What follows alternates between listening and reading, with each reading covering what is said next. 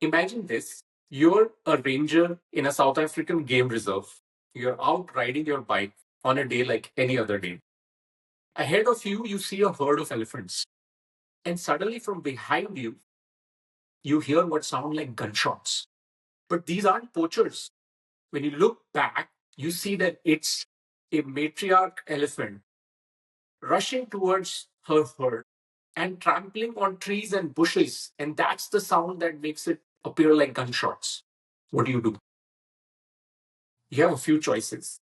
You can stand where you are and hope you're not in her path, or you can jump off your bike and disappear into the bushes, or you can do what the character in this book that I'm reviewing today does. Alex, as a lion tracker, he decides to ride his bike full speed ahead into the herd, and weaving through trunks and massive legs, he actually gets on to the other side safe and sound.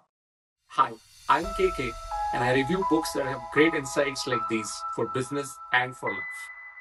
And today, I'm reviewing this book by Boyd Varty called The Lion Tracker's Guide to Life. And it's interesting how I got to the book. So I was listening to a Tim Ferriss podcast with Martha Beck. Martha Beck herself is a very well known life coach. And she was talking about her encounter with Boyd Varty and how transformative it was for both of them. With that kind of an introduction, I was naturally very intrigued. And the title itself is extremely interesting: The Lion Tracker's Guide to Life. Who is a lion tracker? And what can their life teach us about ourselves and our lives? The other insight that I got from the book was this malaise or disease, you could call it, of being somebody.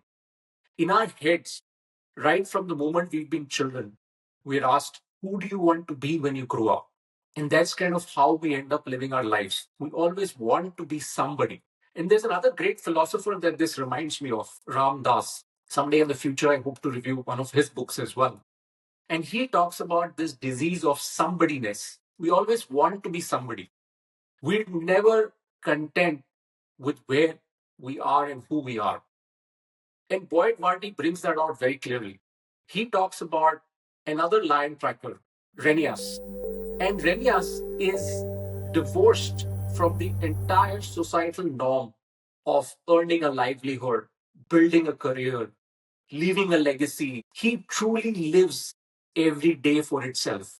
Wakes up in the morning, figures out what needs to be done, and gets going with that. So, this was a great insight that much of what we assume we ought to be doing or what our lives should look like comes from this whole universe of inputs that we receive or we presume is what society expects us to be doing. Renias is a living clue in some ways of a way of life that is very foreign to us today. It reminds us that a lot of our fears and anxieties and dreams are stories that aren't even truly ours. And so it gives us an idea that spending time in nature could really open up our minds. And I have discovered that as well. So when we are climbing mountains, you're so cut away even from the phone network. It kind of reminds us that there is so much more to life and that we're so insignificant to the whole larger scheme of things. And there's this beautiful quote from the book that I want to read out. For thousands of years,